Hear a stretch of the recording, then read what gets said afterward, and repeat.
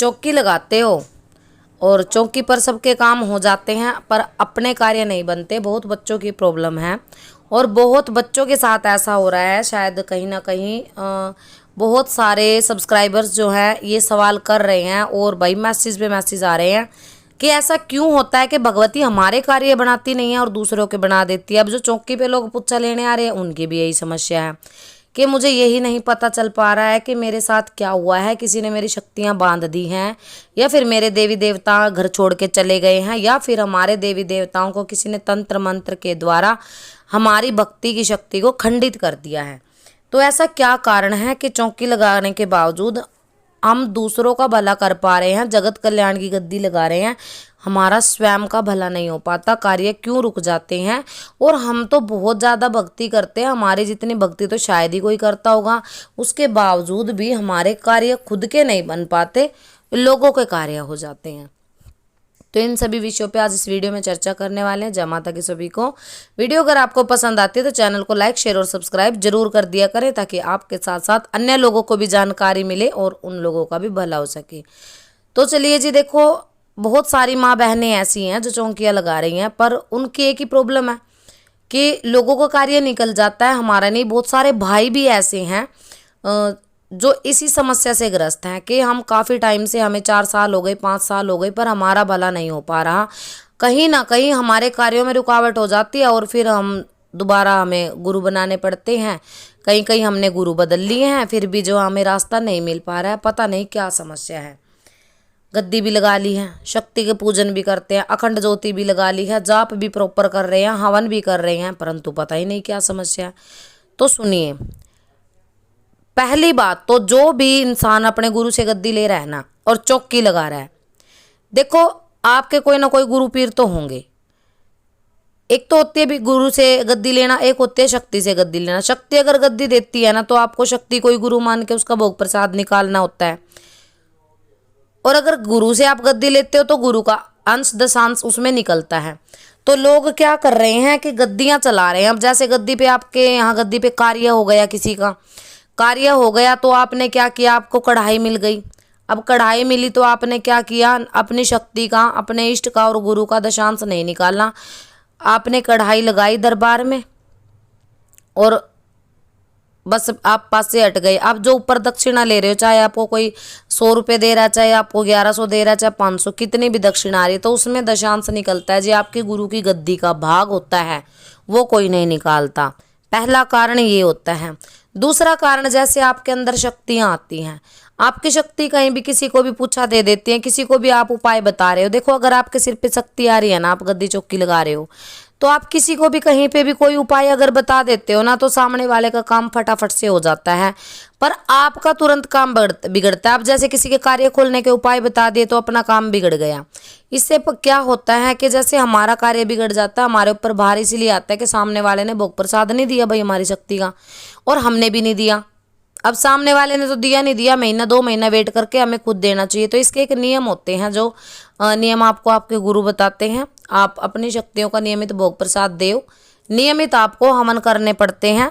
पर इसमें भी प्रॉब्लम आ जाती है। अब इसमें भी भगत लोग क्या कहते हैं, मेरे पास पैसा ही नहीं है, मैं कहाँ से करूँ भाई, मैं दुनिया का कहाँ से दूंगा। तो अगर भगत ने मांग लिया कि भाई कढ़ाई दो हमारी, तो वो भगत लालची हो जाता है। वहाँ पे उसका लालच थपता है कि भाई तेरे ऊपर शक्ति आई है तो हमारे फ्री में काम कर दे।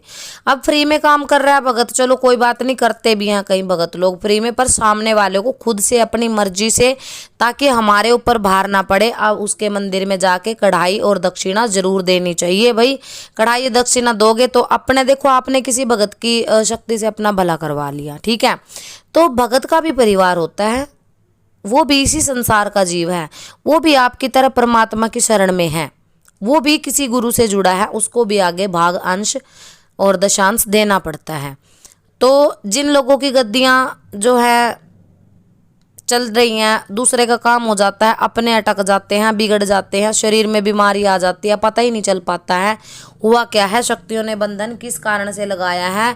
हमें कुल मिला के अपने घर की तरफ से हम प्रसन्न नहीं है। हमें ऐसी भक्ति का कुछ नहीं करना जो दूसरे का कार्य कर देती है पर हमारा बिगाड़ देती है। यहाँ होती है श्रद्धा में कमी, विश्वास में कमी।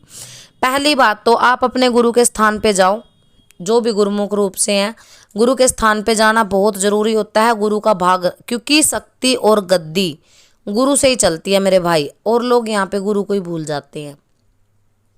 मतलब जब भी आपको कढ़ाइयों पे कढ़ाइयाँ मिल रही हैं तो गुरु का दशांश नहीं निकालोगे, आप फूल जाते हो, खुश हो जाते हो, अरे वाह मेरी शक्ति ने दूसरे का काम कर दिया, दूसरे ने तो मेरी गद्दी पे प्रसाद चढ़ाया है। अब भाई प्रसाद तुम खुद खा ले रहे हो, अपनी शक्ति को भी दे रहे हो, पर गुरु कहाँ गया? गुरु तो 24 घंटे आपके पास नहीं बैठा, तो उसके लिए भाग भी नहीं निकालते हो। अब आती है नवरात्रि की बात। जैसे आप साधना कर रहे हो, कोई साधना में क्या करोगे आप कि गुरु के नाम की कभी अरदास नहीं रखोगे। अगर गुरु की अरदास रखनी पड़ गई तो बोझ पड़ जाता है आपके ऊपर। तो भक्ति और शक्ति गुरु से चलते। अगर आपके गुरु प्रबल है ना तो आपका कार्य नहीं रुकेगा। और गुरु से आपकी खटापटी है, गुरु का अंश आप नहीं निकालते हो तो आपको प्रॉब्लम्स भी आ सकती हैं।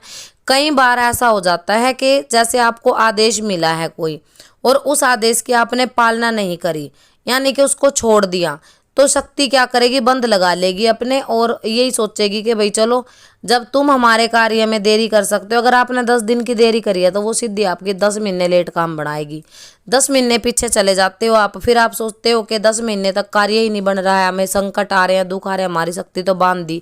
आप क्या करोगे? अपने गुरु पे भरोसा छोड़ दोगे, अपनी गद्दी पे भरोसा छोड़ोगे, आप दूसरे गुरु के पास चले जाओगे। ये सबसे बड़ी गलती होती है और सबसे बड़ा कारण भी यही होता है। चलो ठीक है, इन केस अगर किसी व्यक्ति के गुरु नहीं है, गुरु ज्योति ज्योत समा गए हैं, चोला छोड़ चुके हैं, उन लोगों को अपने गुरु नहीं त्यागने चाहिए। फिर भी वो किसी से मार्गदर्शन ले सकते हैं, गुरु रूप में उनका गुरु की तरह ही सम्मान करें, गुरु की तरह ही उनको इज्जत दे और उनसे मार्गदर्शन ले। और समय समय पे जैसे आप अपने गुरु की गद्दी का मान सम्मान करते हैं, वैसे ही आपको उनका भी मान सम्मान करना चाहिए। इसका कारण क्या होता है? क्योंकि जब आपके गुरु भी बेबस थे ना, आपकी भक्ति में कमी हुई, आपकी श्रद्धा में कमी हुई, आपके गुरु भी आपको कुछ बताने में जब बेबस थे, जब आपके गुरु आपको ये भी नहीं कह पा रहे थे, बंधन में थे, शक्तियों के बंधन में थे और खुद के बंधन में थे कि भाई तुम ऐसे करके ऐसे कर लो और हम तुम्हारे कार्य खोल देंगे, तब आपके गुरु की भी पूजना उस मार्गदर्शक नहीं करवाई है, आपकी शक्ति की भी पूजना वो मार्गदर्शक करवाता है। तो आपके जो गुरु जो चोला भी छोड़ चुके हैं, उनकी शक्ति हमेशा आपके साथ रहती है, वो भी उस भगत का भाई मान सम्मान करती है। और अगर श्रद्धा से आप उनके बताए गए कार्यों को तुरंत कर लेते हो तो आपका तुरंत से कल्याण भी होता है। शक्तियाँ तुरंत प्रभाव से चलती हैं। तो सबसे पहले अगर किसी का कार्य करते हो ना तो अपनी शक्ति का भोग प्रसाद जरूर लिया करें। इसमें भैया कोई लूटने वाली बात नहीं है, कोई खसोटने वाली। और जो व्यक्ति अगर किसी दूसरे भगत की गद्दी से कार्य करवाने जाता है तो उसको भी चाहिए कि अपना अपना कार्य दूसरे की शक्ति से ना निकलवाएं, इतने स्वार्थी ना बने, उसके भी परिवार के बारे में आप सोचें। आप ठीक है, आपका कार्य हुआ है, आपके पास सामर्थ्य नहीं है तो कम से कम आप बतासे तो उसके स्थान पे चढ़ा ही सकते हो। तो ये थी जानकारी, आशा करते हैं आपको पसंद आई होगी। सभी को जय माता की, माता सभी का कल्याण करे।